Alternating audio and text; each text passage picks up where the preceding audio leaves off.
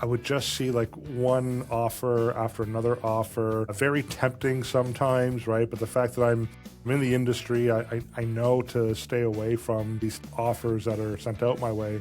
And so I thought we should talk about it because how many people are actually getting themselves in trouble because of the gamification way of doing things when it comes to the financial services company. Welcome, everyone, to the Money Mindset Mastery Show. I'm your host, Jim. Joining me is my co-host, Ryan, and our other co-host, Eric.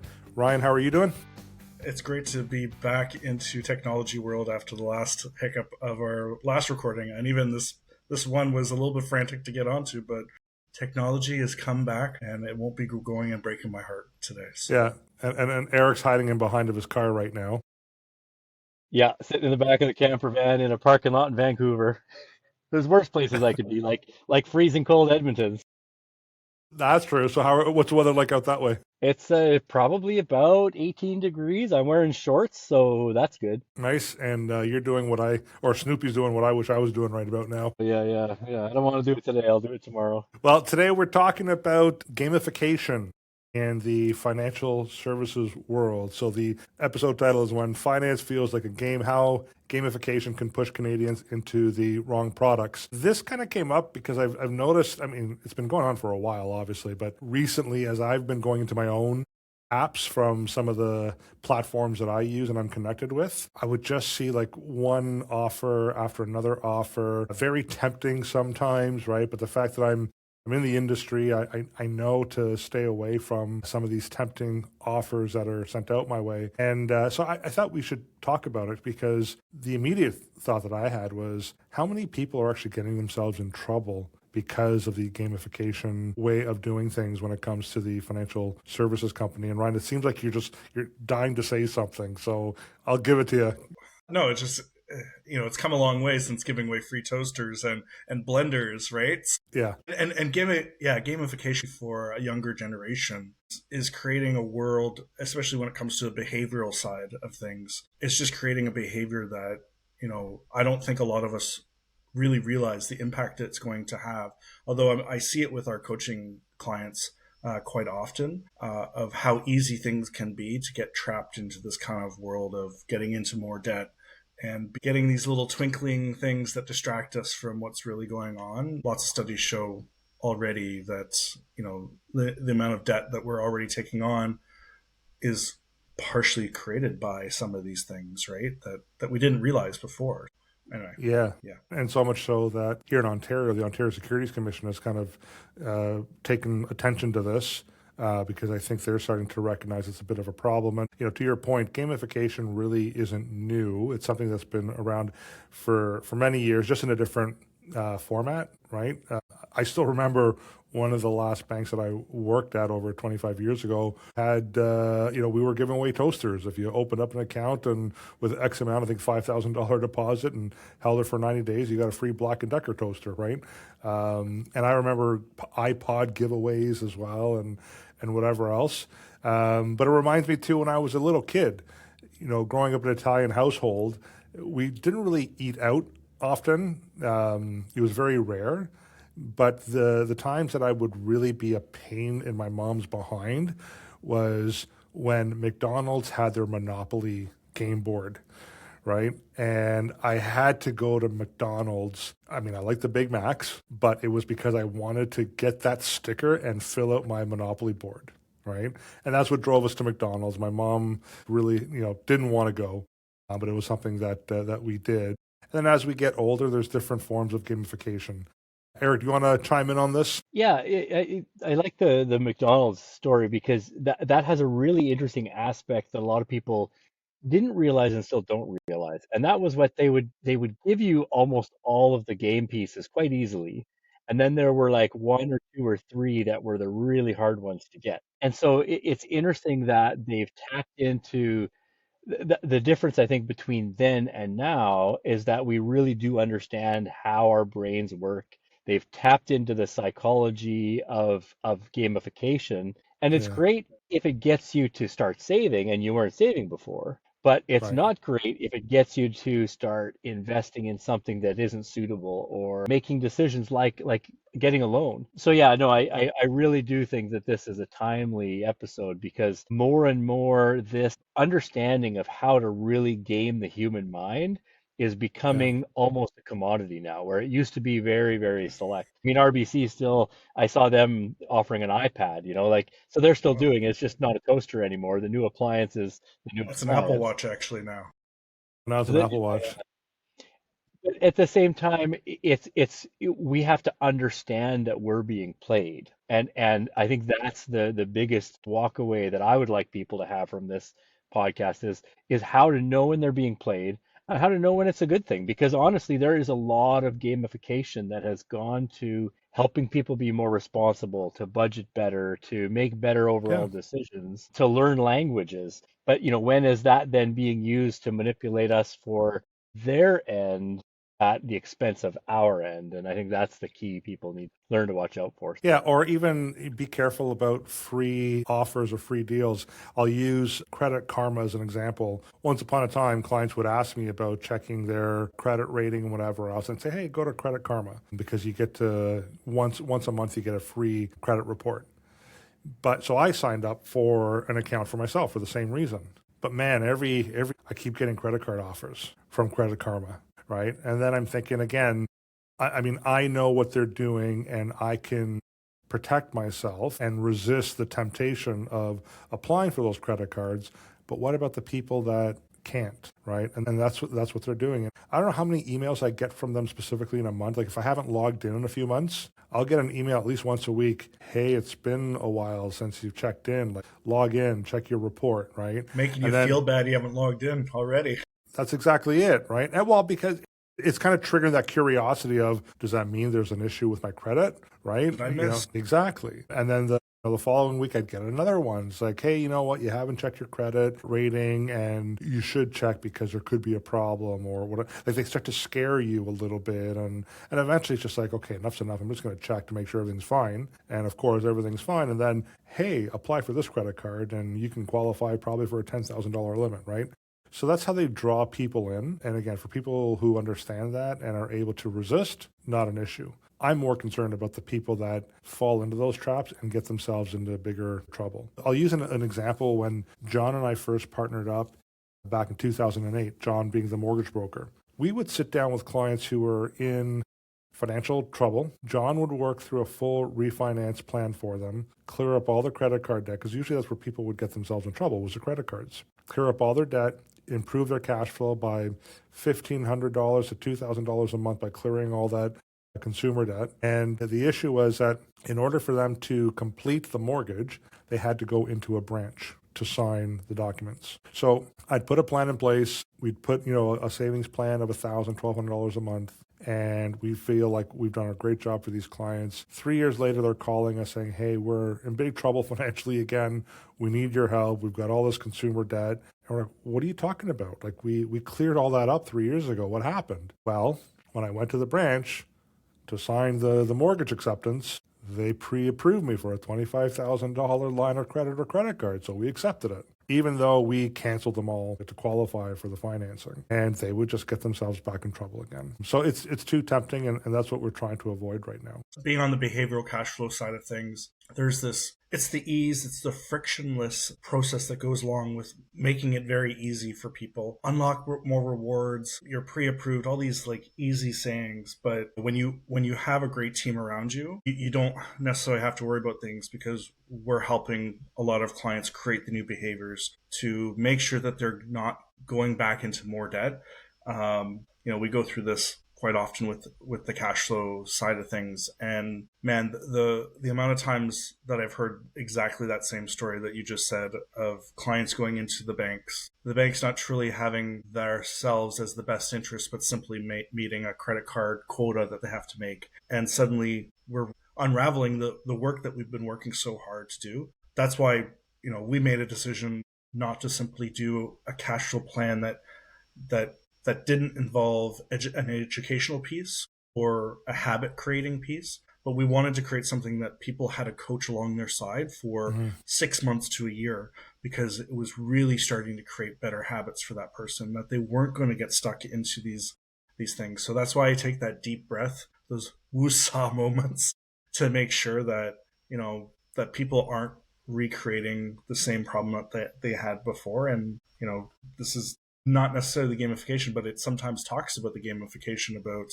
how easy it is for a lot of clients to just move from their current mortgage to the next one without any real, hey, let's talk about where you're at right now before we make the next move. And that's what I really appreciate with John and working alongside us, is we have a game plan. We've talked it through. John understands what the pieces of the puzzle are of how we're going to not just consolidate debt, just to consolidate, but we're going to create new behaviors behind that.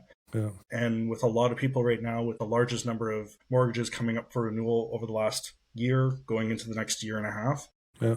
that's always great for business when it comes to cash flow and trying to create new behaviors, people. But I'd rather not be in that business of trying to financially educate so many people about what's going to continue to repeat itself over and over. And if they don't think it's going to happen generationally, we learn our habits from our parents. And when your kids, who are 1-2 years of age, 17 years of age, see that repeated program happening, it's instilled in them. So I think it's important to think about how gamification, how the frictionless transaction can really have an impact generationally for people, and not just for yourself right now. Yeah.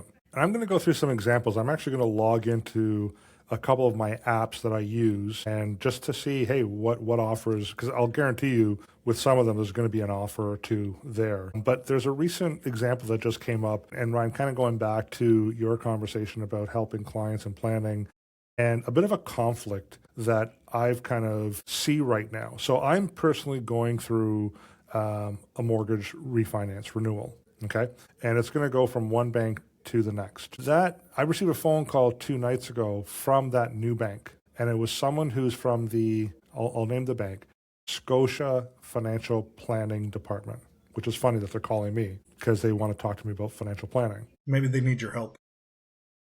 I don't think that's why they're calling. I have a feeling, and I don't know this for sure, so I'm not going to sit here and say that I'm 100% certain that this is what happened, but I have a feeling that my file was opened up with Scotiabank, because that's where the mortgage is going to be going to, and they gave my file to one of their financial planning people, right? And in the message, it was, we want to talk to you about helping you with your financial planning. We help with debt management and all those things. And I thought to myself, I kind of sat, I'm not going to call them back, but I thought to myself, as a client, if I were to make that phone call and speak to the Scotiabank financial planner, there's a bit of a conflict, because they're going to help me with my debt management today, but it's the same bank that's going to send me a Visa offer at some point. It's the same bank that's going to send me a line of credit offer at some point. And what could potentially happen? Get myself back into that hole, and then they're going to send me back to the financial planning person to help me clean up the trouble that I got myself in. And then in the back end, they're going to send me another offer, right? Another Visa offer, line of credit offer. And it's just this vicious cycle, right?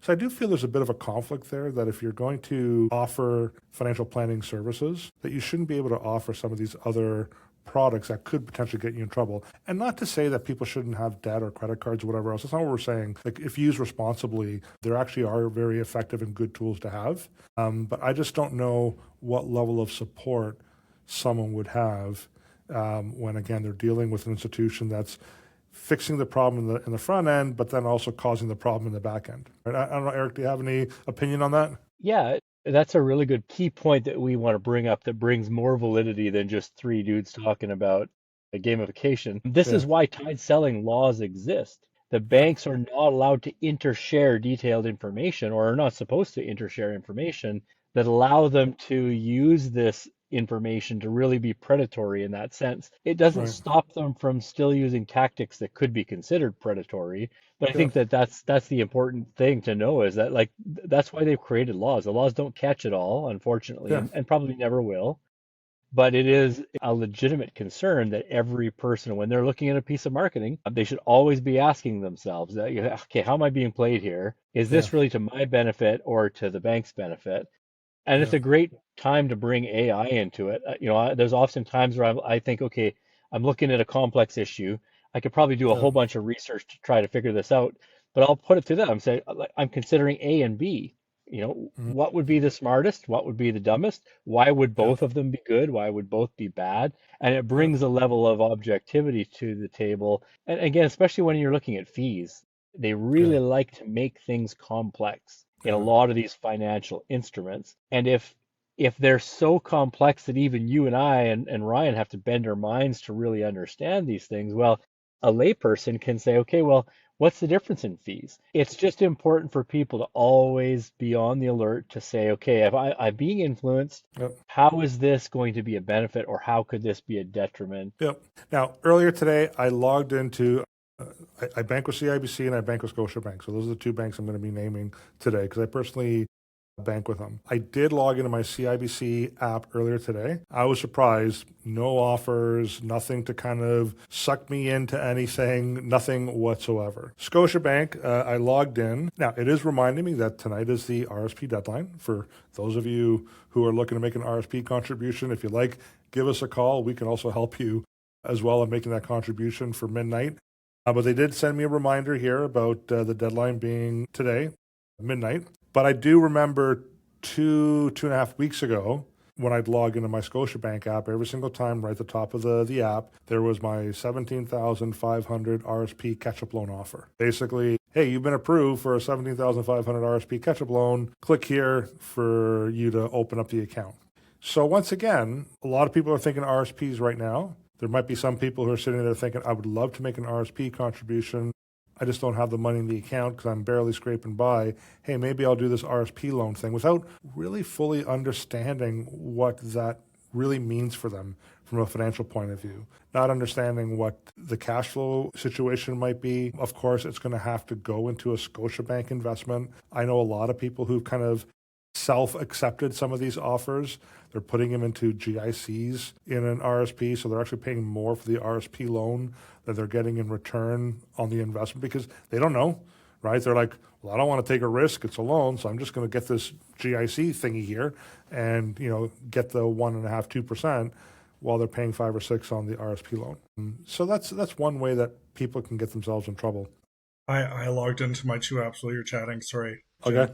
So one Good. offered my increase for my credit card, Okay. which I just declined, and the next one also just offered me an increase in my bank. So no one's offered me an RSP because I'm very selective as to how I have a strategy for my own RSP distribution. So that's very funny that two of the banks that I use for different things have both offered me a increase. There you Maybe go. they know that I want to go on vacation or something. I don't know. So Maybe. Big Brother heard you. yeah.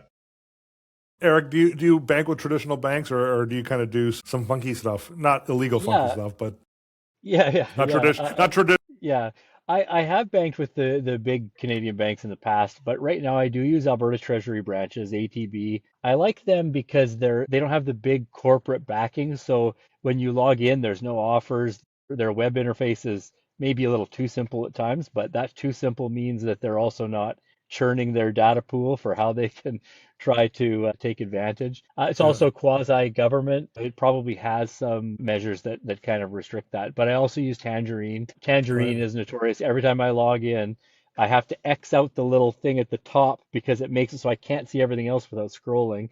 But it's right. the credit card, or we have a new high interest account, but you have to move $50,000 over. And then I also use Wise.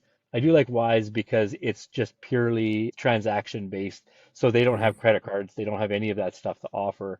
And on that note, profit. That's the driver behind all this, right? It's all about profitability, getting more money, getting more clients to buy into these programs, to kind of put a fence around them as well. I remember when I worked at one of the big banks, I forgot, I think it was the Premier account or something to that effect, which if you as a client had 3 or more banking products with that bank, you received this special black debit card. It didn't give you any more power or anything, but you felt special because now you have the Premier account. And I remember when I was in the meetings, when they talked about launching the Premier account, it was based on data that the bank had put together that if a client had more than 3 products with a single bank, Basically there was like a 20% chance that they would leave the bank, not because they liked the bank, but it was just a to leave them because of all the products that they have to switch over, right? So that's what they did. They created this premier bank account concept, and people are like, "Ooh, I'm premier," and it's like, yeah, it's because you have 3 or more products, and they're trying to keep you locked in, right? And then you spoke about Tangerine. Before Tangerine, it was ING. Their bread and butter was just because they offered the best savings rate in the country. That's it. There was nothing beyond that. It was just they had the best rate. Usually it was like between them and Manulife Bank, back and forth. And then Scotiabank bought Tangerine or ING, and that's when the gamification started, right? It was from all the Scotiabank experience, right? I remember when I was at Scotiabank and they launched a product, and it was strictly launched from a marketing point of view. It was a mutual fund. It was a horrible idea. And what we had found out as the advisors trying to raise money for this mutual fund was, from an investment point of view, was horrible. They didn't really speak to any of the mutual fund managers about the concept. It was just all about marketing, right? And then they had this other platform, which was the best of the best mutual funds. They packaged it up into like a pool. And I remember sitting in a meeting with the designers, and I said, well, it's the best of the best. Like, what determines it to be the best of the best? Well, we look at the last 12-month return, and we pick the 10 top performing mutual funds in those categories, and then we package them up for the following year. And I'm like, okay, and then what happens in the following year? Well, the poorer performers, we get rid of those, and we replace them again with the best performers 12 months prior to that. So basically, I look at them, I'm like, so what you're saying is you're selling you're selling low and you're buying high. And they're like, what do you mean? And again, I'm talking to marketing and product designers, right? And I'm like, you're literally doing the opposite of what people should be doing in terms of making money when they invest, right? And I think that program lasted like 5 years because it was just like the worst product ever designed. Right. Yeah, interesting that you bring that up. There was a study that you've heard of, the monkey study, where they had monkeys pick stocks, and they did as good No. as, I think it was done in the Yeah. 60s. Are And they they those wanted, down on Bay Street? yeah, I think it's on Bay Street wearing ties. That's probably. Well, they did this back, I think it was in the late 70s, and they averaged 100 monkeys, averaged as good as 100 random stock pickers at the time. Really? And so about 10 years ago, they wanted to recreate that to see if there was any fundamental structural problems in the study, to see if it Okay. actually had some validity. And they did, they repeated it. And one of the things that they found was like 86 or 87% of funds that did well in the previous year did horrible the following Yeah. year. Yeah. And I mean, like 86, like that's, you could almost do a better job at picking what are the worst 10 funds this year and put that in Yeah. a fund, and you probably would have outperformed that one that was picking the best. Right. Well, I never heard Yeah. that, so you guys sent it to me. Yeah, I'll have to I dig lear- that up again. I remember that study in high school because I remember my teacher, Mr. Baraka, told us about that study because he introduced us to stocks. And at the time, I want to say it was TD. TD was offering this like underlying, they would give you a fake $10,000 and you'd break up into groups, and each group would have and see who ended up doing the best. And we had to compare ourselves to the monkeys. And of course, I think three of the 10 groups in our class outperformed the monkeys, which meant thankfully I was in the top half. So And that's why you're an advisor at TVH. yeah, no longer advisor at another institution. Here's 2 random things. One of my other things I finally logged into, and I've never seen this before. And it's funny because obviously it's listening to me, because I've talked about potentially getting my son some sort of credit card to teach him the idea of understanding credit debit, because the bank at the time won't give us a debit card at 11 years old. So I thought about, what if I made him a potential user for emergencies? And funny enough, they just notified, this account allows you for multiple users. Is there anybody in your home that would like to be added to your current thing? Followed by the increase of my minimum. So the other thing I was going to say, because I was very intrigued, and I know I had started digging deep into understanding the numbers of what is the true cost of the free iPad, the Apple Watch, the television, the blender, whatever, wherever you are. So here's a breakdown. So starting a new checking account to get that free iPad or Apple Watch. iPad nowadays costs you $500-600. Apple Watch probably around the same the checking account that people sign up for, basic monthly range that they're potentially going to be charged, depending on if they keep their balances, $25 to $35 a month. So annual cost $300 to $420 over the course of a 2-year period, because that's usually the terms if you receive the watch or the thing that you have to keep the item for at least 2 years. Okay. So that's $600 to $840 in fees that you've paid. So you've already paid for your watch. Right. Here's some other things to consider. Likely has a minimum balance. So most usually sit to want to have $2,000, maybe perhaps $5,000 minimum balance in that. If you're not, every year you're charged. That is a 4.5% potential. So it could accumulate to around $225. Now we're at $450 for 2 years. If you exit out early, you will forfeit any of the remaining promotions, plus you will owe back money for the remaining balances left on your iPad, Apple Watch, Right. whatever it is. So whatever that calculates to. Yeah. So you're stuck. So you're stuck for 2 years with an Apple Watch or iPad that cost you more in the end to have it, to sign up for it, because of all these other little restrictions. And it's the fine print that we often talk to people about and make sure they understand. It's like mortgage insurance. Have you read Right. the fine print of what my mortgage insurance is, right? So, and again, the psychology of it comes in is people are they just want this flashy item, but don't realize all the things that come, the strings that are attached to it.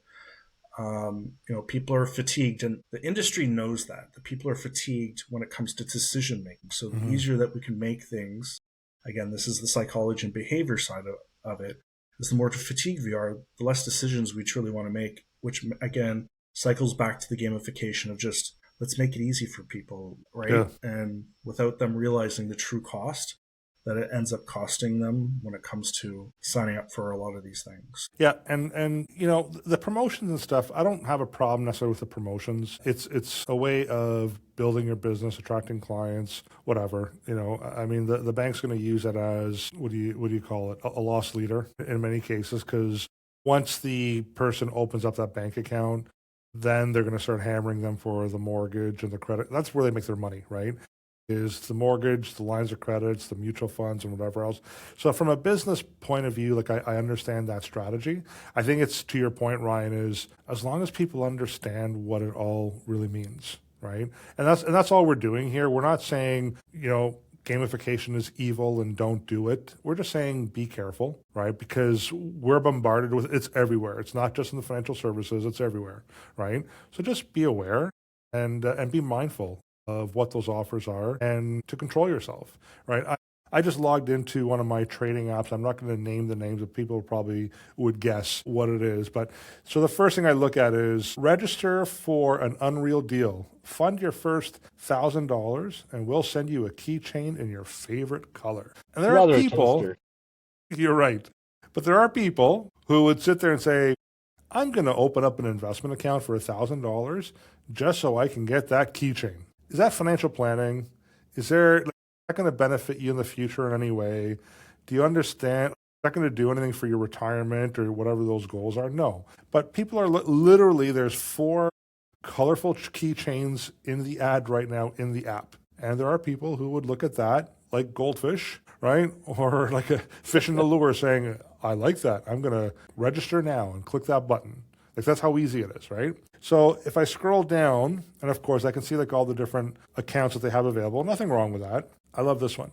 Get a 3% match and win a $3 million home. So get up to 3% back on account transfers and 5,000 entries in the giveaway. Terms and conditions apply. So Eric, if you went out to your client and said, give me $100,000 and I'm going to give you 3% back, and I'm going to also enter you because you could potentially win a home, what would the regulators do about that or say about that? Would you still be licensed today if you did that? Yeah, I can't see that going well in any sense of the.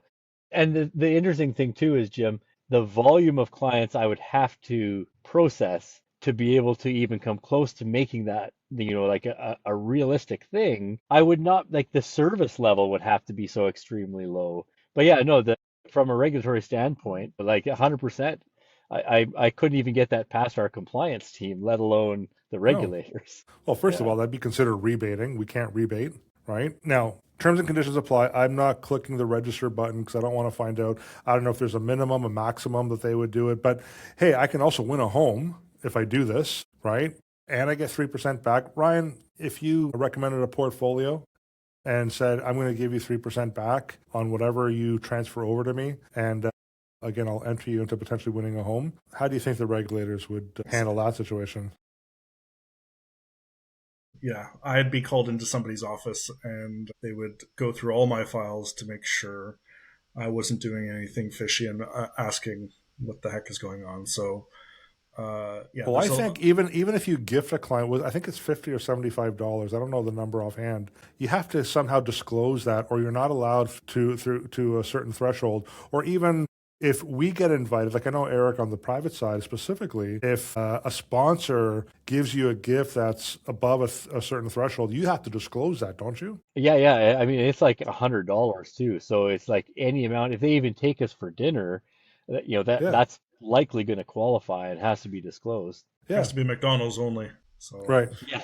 So Yeah. in Yeah. this case, here, if you did 100,000, and again, I don't know the actual terms. I'm not going to click on it to see if there's a max or a minimum. But let's assume it's 100,000. You move over 100,000, you're getting $3,000 back. Now, maybe the 3,000 is discounted against a management fee. Maybe they credit that into your account. Like I don't know how they do it, but all I know is people are not going to sit there and say, oh, this is how they're going to do it. I don't like that. They're going to be like, I get 3% back and I can win a house. Click. That's what they're Yeah. looking at, right? Well, and the other thing, Jim, that I want to point out there too, this is another great use case for AI. Copy and paste the terms and conditions and say, Yeah, what's wrong with this? yeah, And because I mean, whoever reads the terms and conditions? And like yeah. 9 times out of 10, I'm like, that's in the terms and like I'm not going to participate in that. And it's quite startling what they get from you just from a data standpoint, let alone the other cross selling and all the other stuff that can Yeah, happen. yeah. and nighttime reading, I've been reading the terms and conditions for a lot of things. So that's why I still have my firstborn, is because I haven't been willing to hand them off to anybody. So here's another thing. I click a gold coin now on the app, and that gives me a whole bunch of entries into winning one of 15 gold coins, right? Gee. So literally, I don't have to buy it. I just have the app open, and literally there's a gold coin floating. I select that, and I Hey, automatically get Super entered. Mario. Yeah, It's Mario. there you go. Collect your gold coins. Look at Yeah. that. So now let me just see here. Go ahead. I was going to say, and it's important to note that trick is solely just to get you to log into the app every day, which may Yes. not be a bad thing, but at the same time, people who aren't going to be a day trader, because day traders are their own kind. But if you're not a day trader and you're checking your balance every day, you're going to have 50% of your days are going to be bad. So that's the problem. Like if you're not going in and trying to trade on a regular basis and you're not trying to be really thoughtful about that and really technical and strategic, then watching that balance and that fluctuation isn't necessarily a good thing. So to go in and get your gold coin, 100%, I say do that because it's easy, it's low friction. But Uh, try not to look at your balance if it really upsets you emotionally, because that's where the bad decisions start to get made. Well, perfect segue because now I'm into the non-registered account in my trading account. And about 2 weeks ago, every time I would log in, hey, you qualify for a $2,000 margin account. Just click here, enable margin. Well, as of today, my margin account is now, I can qualify up to about $5,200, right? So Gee. 2 weeks ago was about 2,000. I'm already at 5,200 if I decide to enable margin. I haven't, right? And for those of you who don't know what that is, margin is you've borrowed to invest. It's leveraging. Eric, what level of documentation and disclosure do you have to provide compliance when someone says, I'm borrowing money to invest in one of these private deals? But yeah, whenever leverage or borrowing is involved, the process of me providing proper suitability doubles. Right. Every little decision has to be taken into account. I have to make sure I explain to the client that leveraging can give you an enhanced return, but it can also create an exponential loss. Yeah. And so yeah, it can double your returns, but it can quadruple your losses. And that's what a lot of people don't understand. And when they call it a margin, well, what is that? That sounds harmless. Push a button. Hey, I'm doing it. Well, all of a sudden, a month later, you can be underwater. And I have had clients come to me where their past advisor had them borrow the entire equity from their home. And I mean, if markets were doing great, that would have been fine. But this was in 2008. And all of a sudden, their investments were worth half of what they had initially put in. And so Yeah. they had lost like half of their mortgage now was due after they'd paid it off just Yeah. because a couple months on a margin call. And so yeah, it's Yeah. it's it's a very technical, like someone who plays with a margin account, you really have to understand what you're doing. Because again, like I say, in my world, it doubles the amount of work I have to do to make sure a trade is suitable the minute we add that technicality of borrowing to invest. And I think that's the point that we're trying to make here right now is that for someone who's not working with an advisor and was strictly using these platforms, like right now, I can click enable margin, probably have to sign a few documents. I'd be able to add another $5,200, probably buy a stock or two. Potentially that gets wiped out in a couple of days, like I lose half or all of it, right? Or I could double it, right? But that's gambling. Where when you're working with an advisor, I had a client literally last week who said to me, I just freed up 50,000 from my line of credit on my home. Should I invest that money? I know her situation. She's widowed. She's about 7 years away from retirement. And the first thing I said to her was, well, it is risky when you use leveraging. We don't say no to leveraging. Like we do use that strategy as well. But I made it clear to her that when we look at leveraging, it's a 10-year minimum hold, right? It's not a quick kind of make money within a matter of months. And I'd ask her the question, do you think you might need access to that line of credit over the next 10 years? And she's like, probably next year, actually.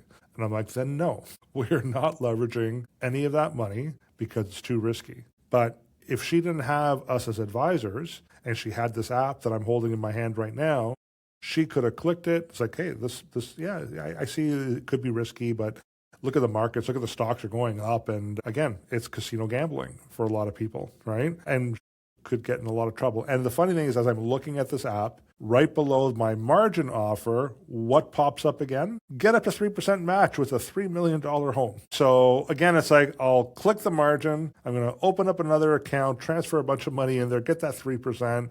Man, it's a win-win-win. I can't lose. And this is where people get themselves in a lot of trouble. People who are not sophisticated, who don't understand how money works. Ryan, I think you're kind of like shaking a little bit with all this stuff going on.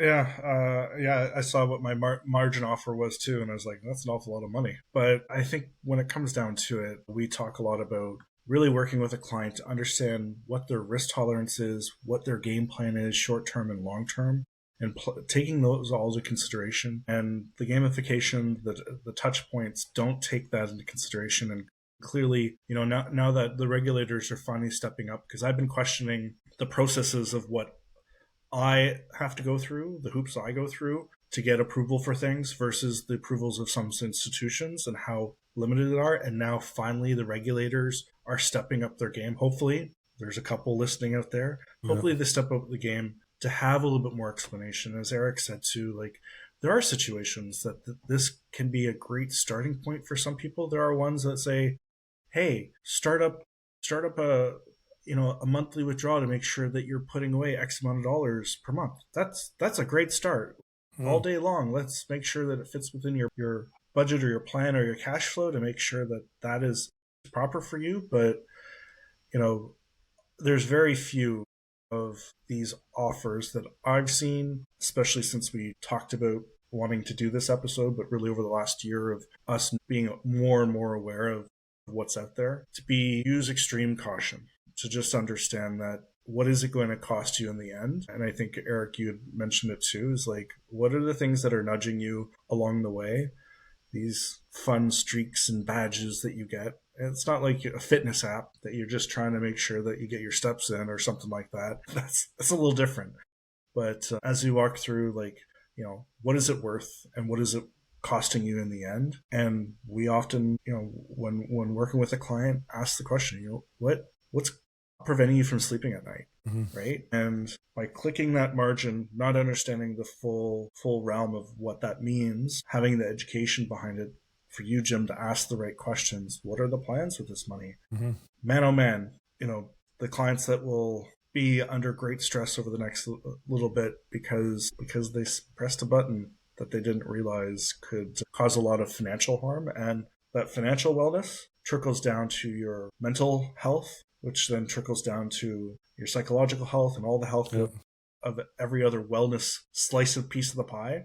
So I just want to make sure that people ask the question and that they're getting the right information from hopefully an advisor or an institution that actually cares about their well-being from start to finish, so as we do. So yeah, we might not be as exciting as the gamifications, but we'll definitely help support you and guide you in not making some really bad financial decisions to protect yourself. Boring Speaking of that- sometimes, yeah. speaking of that, what's our next offer, Jim? Yeah. Limited time only. Yeah, I So do I'm have gonna. Oh, go ahead, Eric. yeah, I do have an elderly lady who calls me every once in a while. She's like, "I'm so sorry to bother you, Eric, but I just didn't understand this." And it's really all kinds of things. Like her husband has passed away probably about 4 or 5 years ago now, and she was buying a vehicle. And again, I think vehicle financing people can be some of the most challenging for weeding through potential conflicts of interest. But she had this financing offer, and she was like, but someone else is telling me I should be leasing, and I'm like, this is perfect. I'm like, this is exactly what I'm here for. Right. I can help you weed through this really quickly. Let's talk about the terms. Let's talk about all of this. I can do a quick analysis. And really, in 5 minutes, I was able to help her to understand that what she was being proposed actually was the best scenario. And her friend who was saying she should lease, just a few quick questions, and I can help to understand that. And I think that's what I want people to not be afraid to do. Like, you have a question, it doesn't matter how mundane it is. A lot of this stuff we understand really deeply, and an hour or two of you as someone who's a layperson trying to wrap your head around something and then maybe making a decision that you pay for a few years, give us a call. Like, Yeah. a lot of this stuff, like I said, is easy. And if it's not, well, give us 10 minutes. We can go and do some bigger number crunching and get back to you. But that's what I've always told my clients. I'm like, if you have a financial question in any regard, I don't care what it is. I don't even have to get paid on anything. If I can make your life easier, then that's part of what I want to be able to provide to my clients. So yeah, call. You have a question. We don't care how small it is. The smaller it is, the easier we can answer it for you, and hopefully the better we can steer you in the right direction. That's why in our title there's advisors, right? We give advice. That's what we do.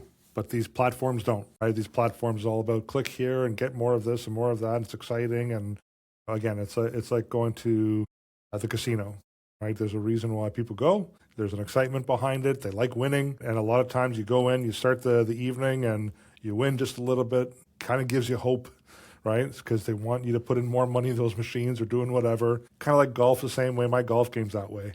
Starts off good, halfway through it's horrible. I'm on the 18th, I'm ready to give up, and all of a sudden I finish off great. I'm thinking, oh, I can do this again. I'll come back the next time, right?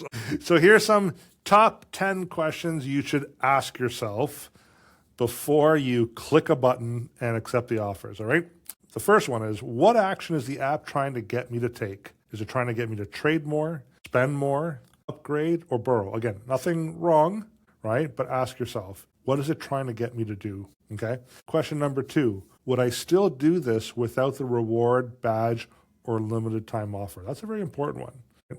Would you have moved your $100,000 over to that platform if they weren't going to give you 3% back and they weren't going to enter you into a chance to win a $3 million home? That's, I think, a very important question, right?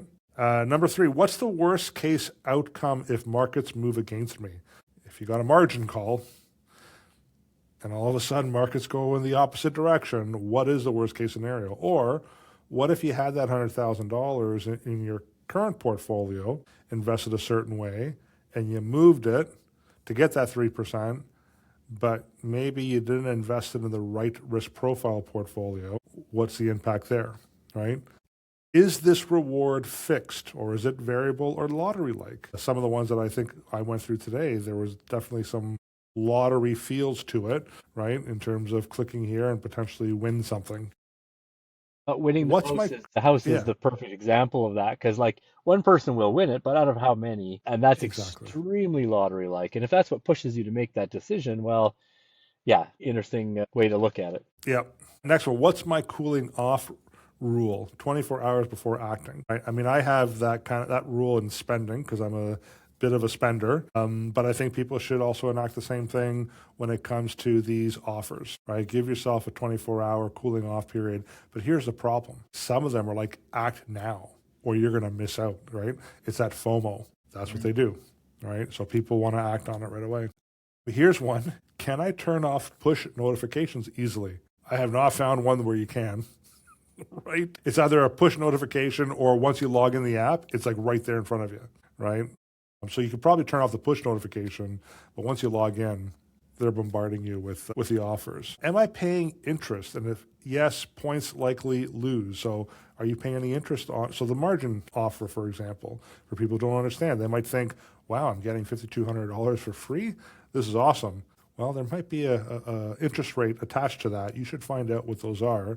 And is it kind of in line with the industry, or are you paying more just because it was just too easy to accept, right? So do a little bit of research. What fees apply? I know, Ryan, this is one that you kind of like, looking at kind of the fees and the fine print and whatever else, right? But that's a very important question to ask. Does this create concentration risk, putting in a single stock, a sector, or crypto? I know there's a lot of crypto offers out there. People, again, are dealing with a bit of FOMO, although with the way crypto has gone the last couple of weeks, I don't think people are really too interested in getting in at this point, right? But crypto was definitely a big one. Marijuana stocks, when they came out, that seemed to have been a big one, where there was a lot of these offers as well. And then finally, how does this fit with my plan? I think that's really the most important question, right? Is how does this fit with your plan? Moving that $100,000 out of a structured portfolio that might be suitable for you into something that is giving you this 3% back and potentially putting an entrance into winning a home. How does that impact your overall financial plan? Right, those are some of the questions that you should be asking. So I think that's it for today, guys. Anything else you want to add, Ryan or Eric, before we shut her down? Eric, you're the more relaxed one. I want to hear from you first. Yeah, no, I think What's we Snoopy kind of hit say? all. Yeah. Snoopy says maybe tomorrow. But no, I think that, yeah, 24 hours. Yeah, actually, I'm going to use that as the shirt motto now. Do as Um, Snoopy does. and do as Snoopy does. But yeah, no, I don't think I have much more to add. I think that that's the key is think through everything. Ask yourself, is this something that I need, or is this something I'm doing because of the benefit? And put it to AI if you're really considering something, because it can dig into details and wrap its head around way more than most people are going to be able to in a very short amount of time. And then also, don't be afraid to pick up the phone. Like that's what we're here for, is to help you sift through all of the possibilities to really build your financial plan. And we have a very objective look at things. Like a lot of people, they take those credit card offers because they're under a little bit of duress. Maybe they're not sure how they're going to make ends meet, or the contract billing that they sent out isn't going to be paid in time for Jimmy's piano lessons or whatever it is. And there's a lot of things out there that are out there working against you, trying to appear like they're helping you. So if you need a third party opinion, that's exactly why we're here. Awesome. Ryan, how about you? Anything to add? Or are we shutting it down? Oh, just remember, if the iPad is free, it just means that they're playing hide and seek with the fees on you. So make sure you do your research, and they're very well trained fees for that matter. Yeah, for sure. Nothing's really free in life, right? Yeah. Nothing's really Death and free. taxes. Oh no, that's nothing certain. Yeah. Yeah. Death and taxes are free too. Well, you have to pay Yeah. tax. Death is free. Well, guys, it was a good episode. If you are watching, listening, we are going to be sending this out in podcast format as well as a YouTube video format, and ultimately also a blog post. You can also find us at our various social media accounts, our YouTube account, Facebook, Instagram, LinkedIn, TikTok, and also finally you can find us at our website, tvhfinancial.ca. Give us a call, 647-727-4668, or email us at financial@tvhgroup.ca. Thanks, guys. Another wonderful session. Until the next time, take care.